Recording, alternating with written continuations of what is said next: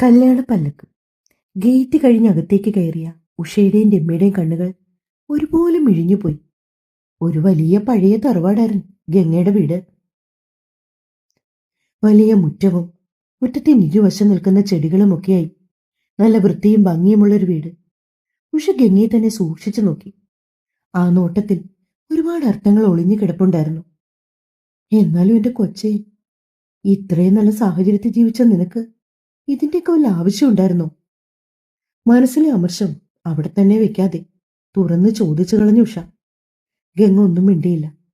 ഒരു കാലത്ത് തന്റെ സ്വർഗമായിരുന്ന ഇടമാണ് ഇന്നവിടേക്ക് കയറി ചെല്ലാൻ പോലും ഭയക്കേണ്ട അവസ്ഥയായിരിക്കുന്നു. ആരും അടിച്ചേൽപ്പിച്ചതല്ല, താനായി വരുത്തി വെച്ചതാണ്. മുന്നോട്ട് ചലിക്കാത്ത കാലുകൾ വലിച്ചു വെച്ചുകൊണ്ട് ഗംഗ നടന്നു. അവൾക്കൊപ്പം തന്നെ ഉഷയും അമ്മയും.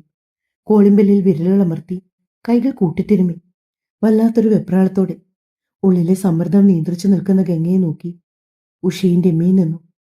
അകത്തുനിന്നാരോ വാതി തുറക്കാനായി വരുന്ന കാലടികൾ കേട്ടതും ഗംഗയുടെ പേടിയോടെ ഉഷയും രമ്യയെ നോക്കിയ ഗംഗയുടെ മിഴികൾ തുറന്നു വരുന്ന ആ വാതിലിന് നേർക്ക് നീണ്ടു.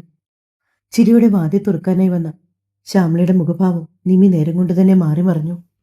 തൊട്ടു മുന്നിൽ നിൽക്കുന്നത് ഗംഗയാണെന്ന് കണ്ടതും അവരുടെ മുഖത്ത് ഞൊടിയിടയിൽ വെറുപ്പ് പടർന്നു.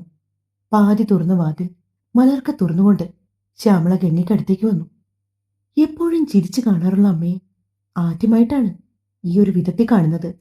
ഗംഗ വല്ലായ്മയോടെ ശ്യാമളയുടെ മുഖത്തേക്ക് നോക്കി. അമ്മേ, പതിയെ വിളിച്ചുകൊണ്ടവൾ അവർക്കടുത്തേക്ക് വന്നു. മുഖമടച്ചൊരടിയായിരുന്നു ശ്യാമളയുടെ ഭാഗത്തു നിന്നും ഗംഗയ്ക്ക് ലഭിച്ച മറുപടി. ഇറങ്ങടി, ഈ പടിക്ക് പുറത്തേക്ക് ഇറങ്ങ്. ശ്യാമള ഗംഗയെ പിന്നിലോട്ട് തള്ളി പതിയെ പതിയെ പടിക്ക് താഴെ നിർത്തി. നീ എന്തിനാടി വീണ്ടും ഇവിടേക്ക് വന്നത്? നിന്റെ ആരിയ്ക്കുന്നു ഇവിടെ? ഇറങ്ങിപ്പോ. ഉച്ചത്തിലാണ് ശ്യാമള സംസാരിക്കുന്നത്. അവരുടെ ശബ്ദം കേട്ടുകൊണ്ട് വേണുമാഷു അകത്തുനിന്ന് പുറത്തേക്ക് ഇറങ്ങി വന്നു. ഒരറ്റാക്ക് കഴിഞ്ഞതുകൊണ്ട് തന്നെ മാഷ് ഇപ്പോഴും ലീവിലാണ്. ജോലി തിരിച്ചു കയറാൻ ഇനിയും ഒരാഴ്ച കൂടി സമയമെടുക്കും. എന്താ ശ്യാമളെ അവിടെ ഒരു ബഹളം? ആദ്യം ചോദിച്ചുകൊണ്ട് വേണുമാഷ് പുറത്തേക്ക് വന്നതും ശ്യാമള വെപ്രാളത്തോടെ അകത്തേക്ക് കയറി. ഒന്നുമില്ല മാഷേ, മാഷ് അകത്തിരുന്നു, ശ്യാമള പറഞ്ഞു. എന്നിട്ടും അത് വകവയ്ക്കാതെ വേണുമാഷ് പുറത്തേക്ക് ഇറങ്ങി വന്നു. ഗംഗയെയും അവർക്കൊപ്പം നിൽക്കുന്ന ഒരു പ്രായമായ സ്ത്രീയെയും ഒരു പെണ്ണിനെയും കണ്ടതും മാഷ് സംശയത്തോടെ ശ്യാമളയെ നോക്കി. ആരാ ഇതൊക്കെ? ആ, എനിക്കറിയില്ല. ഞാനതൊന്നും ചോദിക്കാൻ നിന്നില്ല. അല്ലേ പിന്നെ, അതൊക്കെ അറിയേണ്ട എന്താവശ്യമാണ് നമുക്കുള്ളത്? ശ്യാമള അലസതയോടെ പറഞ്ഞു നിർത്തിയിട്ട് വീണ്ടും തുടർന്നു. മാഷെ, ഇവൾ വീണ്ടും ഈ പടി കയറി വന്നിരിക്കുന്നു. നിനക്ക് എത്ര ധൈര്യം ഉണ്ടായിട്ടടി നീ ഈ പടി ചവിട്ടിയത്? ശ്യാമള നിർത്താൻ ഉദ്ദേശമില്ലാത്തതുപോലെ ഗംഗയോട് ചോദ്യങ്ങൾ ചോദിച്ചുകൊണ്ടേയിരുന്നു. ശ്യാമള, നീയൊന്ന് അടങ്ങ്, ഞാനൊന്ന് സംസാരിക്കട്ടെ അവരോട്.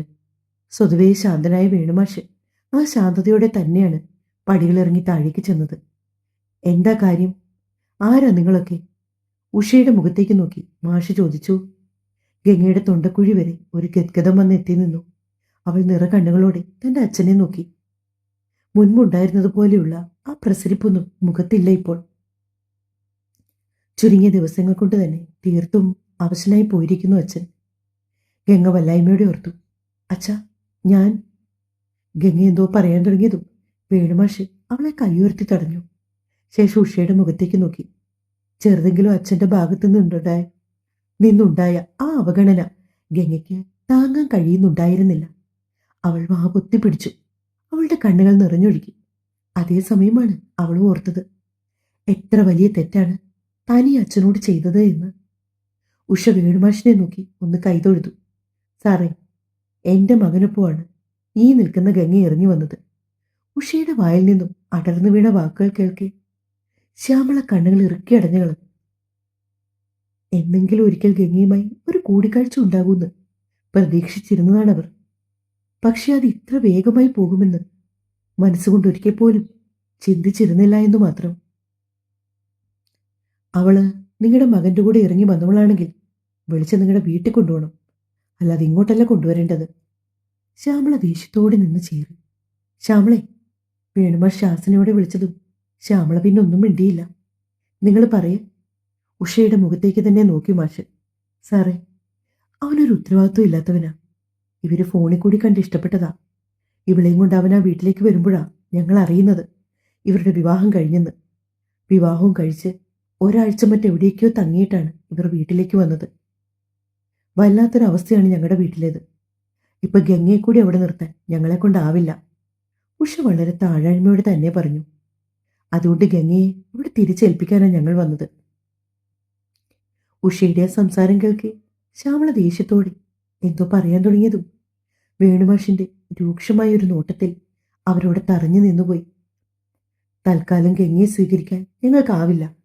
വേണുമാഷ് അദ്ദേഹത്തിന്റെ ഭാഗം തീർത്തു പറഞ്ഞു. അച്ഛാ, എനിക്കൊരവസരം കൂടി താഴ്ച, തെറ്റു പറ്റിപ്പോയി. ഇനി ഒരിക്കലും ഇങ്ങനൊരു തെറ്റ് ഞാൻ ആവർത്തിക്കില്ല. അമ്മയച്ഛനും പറയുന്ന അനുസരിച്ച് ഞാൻ ഈ വീട്ടിൽ കഴിഞ്ഞോളാം.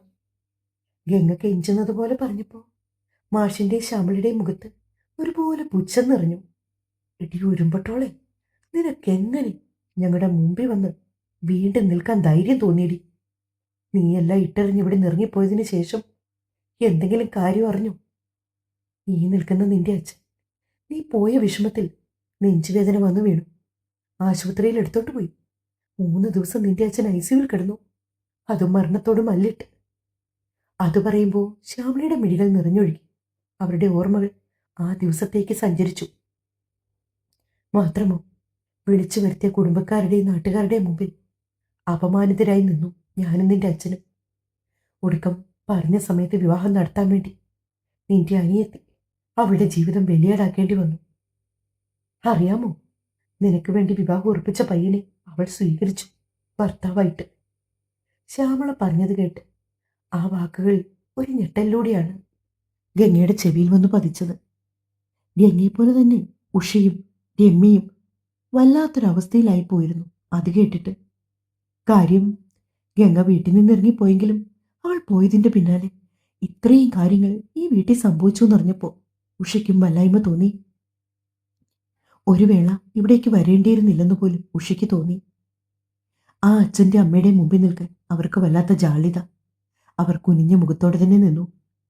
മരണത്തിന്റെ വക്കീന്ന് കര കയറി വന്ന നിന്റെ അച്ഛനെ ഇനിയും കൊല്ലാനാണോ നീ വന്നേക്കുന്നത്? പറയടി, നിനക്ക് ഈ വീട്ടിൽ എന്തെങ്കിലും കാര്യത്തിന് കുറവുണ്ടായിരുന്നോ? പറ. നീ പറഞ്ഞതുപോലെ നിന്റെ സമ്മതം കൂടെ നോക്കിയിട്ടാണ് ഞങ്ങൾ മഹേഷുമായിട്ടുള്ള നിന്റെ വിവാഹം ഉറപ്പിച്ചത്.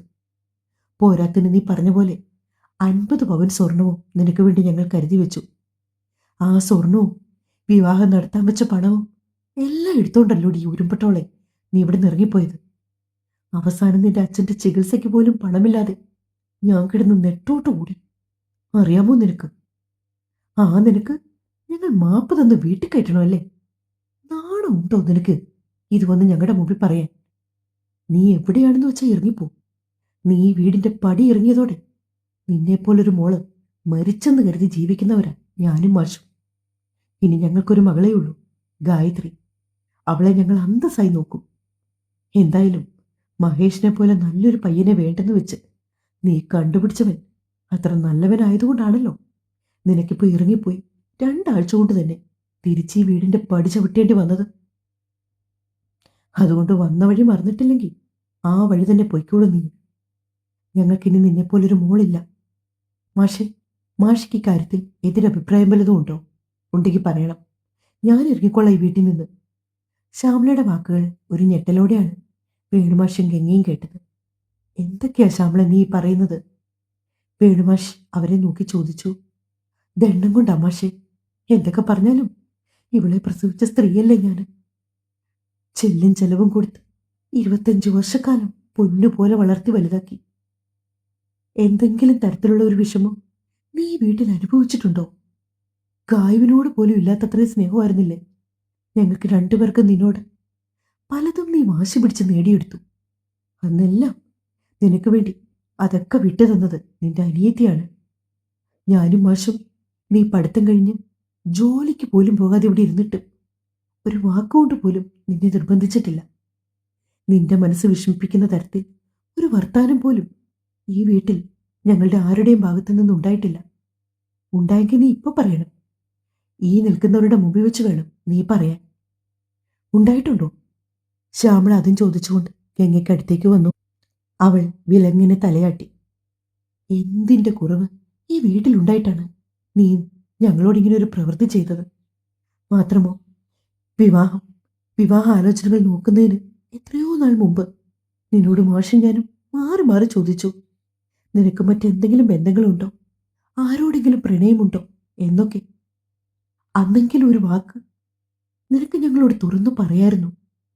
അല്ലേലും പണ്ടുള്ളവർ പറയുന്നത് നേരാ, മക്കളെ കഷ്ടപ്പാടും ബുദ്ധിമുട്ടും ഒക്കെ അറിയിച്ച് തന്നെ വളർത്തണം. അതൊന്നും അറിയിക്കാതെ വളർത്തിയതുകൊണ്ടാ ഇന്ന് ഞങ്ങൾക്ക് ഈ ഗതികേട് വന്നത്. എന്തായാലും നിന്ന് കാല് കഴിക്കണ്ട, വേഗം പോകാൻ നോക്ക്. ശ്യാമള തീർപ്പ് കൽപ്പിച്ചതുപോലെ പറഞ്ഞു. ഗംഗ നിസ്സഹായതയോടെ ഉഷയുടെ മുഖത്തേക്ക് നോക്കി. അവർക്കും എന്തു പറയണമെന്നറിയില്ല. അമ്മേ, എന്നോട് ക്ഷമിക്കമ്മേ. ശ്യാമളയുടെ വായിൽ നിന്ന് അത്രയും കേട്ടിട്ടും പിന്നെയും ഗംഗ തിരിച്ചു പോകാൻ മനസ്സില്ലാത്തതുപോലെ ശ്യാമളയുടെ കാൽക്കിലേക്ക് വീണു. ശ്യാമള രണ്ടടി പിന്നോട്ട് മാറാൻ ശ്രമിച്ചെങ്കിലും ഗംഗ കൃത്യമായി അവരുടെ കാലിൽ പിടിച്ച് കാൽപാദങ്ങളിലേക്ക് മുഖം പൂഴ്ത്തി ആ നിലത്തേക്ക് കുനിഞ്ഞിരുന്നു പോയി. ഗംഗയുടെ കണ്ണിൽ നിന്നും തന്റെ പാദങ്ങളിലേക്ക് കണ്ണീർ വീണപ്പോൾ ആ വീണയിടം വട്ടത്തിൽ പൊള്ളി അടർന്നതുപോലെ ശ്യാമളയ്ക്ക് തോന്നി. അവർക്കും കണ്ണു നിറഞ്ഞു വരുന്നുണ്ട്. മുഷ്ടി ചുരുട്ടിപ്പിടിച്ച് ശ്യാമള തന്റെ വികാരങ്ങളെ നിയന്ത്രിച്ചു. ശേഷം കാൽക്കൽ നിന്ന് ഗംഗയെ പിടിച്ചുയർത്തി അവളുടെ മറുകരണത്തുകൂടി കൊടുത്തു ഒരടി. അവരുടെ ദേഷ്യവും വിഷമവും സങ്കടവും എല്ലാം അതിൽ നിറഞ്ഞു നിന്നിരുന്നു. ശ്യാമളെ തടുക്കാനോ അവരോട് എതിർത്ത് സംസാരിക്കാനോ ഒന്നിനും ഗംഗ നിന്നില്ല. ഒരുപക്ഷെ ശ്യാമളയുടെ കയ്യിൽ നിന്നും ഇനിയും അടികൾ കിട്ടിയാൽ അതെല്ലാം നിന്നു കൊള്ളാൻ ബാധ്യസ്ഥയാണ് താനെന്ന് ഗംഗ അവളുടെ മനസ്സിനെ പറഞ്ഞു പഠിപ്പിച്ചു കഴിഞ്ഞു. പൊറുക്കാൻ കഴിയാത്ത തെറ്റാണ് താൻ അവരോട് ചെയ്തത്. അതിനേക്കാൾ ഏറെ ഗംഗയെ വിഷമിപ്പിച്ചത് താൻ ഒരാൾ കാരണം ഗായത്രിയുടെ ജീവിതം കൂടി വല്ലാത്തൊരവസ്ഥയിലായല്ലോ എന്ന്. മഹേഷ് നല്ലൊരാളാണെങ്കിൽ പോലും ഗായത്രിക്ക് ഒരുപാട് സ്വപ്നങ്ങളുണ്ടായിരുന്നു. അത് വീട്ടിൽ എല്ലാവരും കേൾക്കെ പല ആവർത്തി അവൾ പറഞ്ഞിട്ടുള്ളതാണ്. സ്വന്തമായി ഒരു ജോലി, ശേഷം എന്തെങ്കിലും ഒരു ബിസിനസ്, അതിനൊക്കെ ശേഷം മാത്രമേ ഒരാളെ വിവാഹം കഴിക്കൂവെന്ന് കൂടെ കൂടി അച്ഛനോട് പറയുമായിരുന്നു അവൾ. അതെല്ലാം ഒരു ചിരിയോടെ സമ്മതിച്ചു കൊടുക്കുകയും ചെയ്തച്ഛൻ. എന്നാൽ അവളുടെ ആശയങ്ങൾ കേട്ട് പുച്ഛത്തോടെ മുഖം കൂട്ടിയിരുന്ന താനും അതൊന്നും മൈൻഡ് ചെയ്യാതെ ഗായത്രിയെ ചേർത്ത് പിടിച്ചു നിന്ന ശ്യാമളയെയും ഗംഗയ്ക്ക് ആ കുടുംബചിത്രം മനസ്സിലേക്ക് കടന്നു വന്നതും അവൾ തല വെട്ടിച്ചു മാറ്റി. അമ്മേ, നീ എന്നെ ഇനി അങ്ങനെ വിളിക്കരുത്. ഗംഗ എന്തോ പറയാൻ തുടങ്ങിയതും ശ്യാമൾ അവളെ അകറ്റി മാറ്റി നിർത്തിക്കൊണ്ട് പിന്നിലേക്ക് രണ്ടടി നിന്നു. ഇറങ്ങിപ്പോകങ്ങേ, ഇനിയും എന്റെ ക്ഷമ പരീക്ഷിക്കരുത്. ഇനി നീ പോയില്ലെങ്കിൽ ചൂലെടുത്ത് അടിച്ചിറക്കും ഞാൻ. അതെന്നെ കൊണ്ട് ചെയ്യിക്കരുത് നീ. ശ്യാമള തീർത്ത് പറഞ്ഞപ്പോ ഗംഗ നിസ്സഹായതയോടെ ഉമ്മറത്തെ വലിയ തൂണിച്ചാരി കണ്ണുകൾ ഇറുക്കി അടച്ചു നിന്നു. ആദ്യമൊക്കെ ഗംഗയോടൊരു ഇറ്റു കരുണായും ഉഷയുടെ മുഖത്തു നിന്നും മാഞ്ഞുപോയി. മറ്റൊന്നും കൊണ്ടല്ല, ഒരു കുടുംബം തകർക്കാവുന്നതിന്റെ പരമാവധി തകർത്തുകൊണ്ടാണ് അവൾ സ്വന്തം സന്തോഷങ്ങൾ നേടിയെടുക്കാൻ ഇറങ്ങി തിരിച്ചതെന്നറിയാൻ ഉഷ ഒരു അവജ്ഞയോടെ ഗംഗയെ നോക്കി. രമ്യയും വല്ലാതായിപ്പോയി. ഉഷ ശ്യാമളയെ നോക്കി. ഒരു വേള അവരിരുടെയും നോട്ടങ്ങൾ തമ്മിലിടഞ്ഞു. ശ്യാമളയുടെ കരഞ്ഞു തിങ്ങിയ മുഖത്തേക്ക് നോക്കി ഉഷ കൈതൊഴുതു. ഉഷയുടെ കണ്ണുകളും നിറഞ്ഞു വരുന്നുണ്ട്. നിങ്ങൾ പറയുന്നൊക്കെ എനിക്ക് മനസ്സിലാക്കും. ഞാനും 28 വയസ്സുള്ള ഒരു പെങ്കൊച്ചിൻ്റെ അമ്മയാണ്. നിങ്ങളുടെ മുമ്പിൽ വന്നു നിന്ന് എൻ്റെ മകനും നിങ്ങളുടെ മകളും ചെയ്തു കൂട്ടിയ ഈ കൊടും പാപത്തിന് മാപ്പ് ചോദിക്കാനുള്ള അർഹത പോലും ഇല്ല. എനിക്കറിയാമില്ല. എങ്കിലും ക്ഷമിക്കണം. അവർ എല്ലാവരെയും ഒന്ന് നോക്കിക്കൊണ്ട്